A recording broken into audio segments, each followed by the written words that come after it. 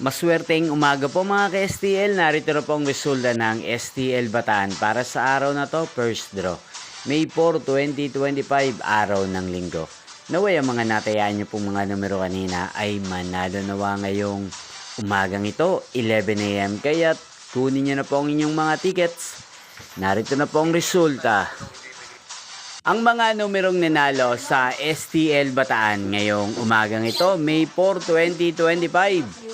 11 AM. First draw result, 5 at 9 in exact order. Sa lahat po ng tumaya kanina sa STL Bataan para sa first draw ng 5 at 9, congrats po sa inyo, panalo po kayo.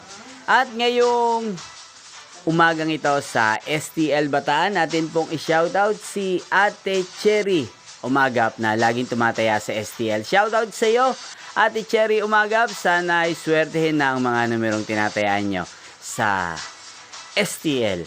At sa lahat po ng mga taga-Bataan dyan, shoutout din po sa inyo.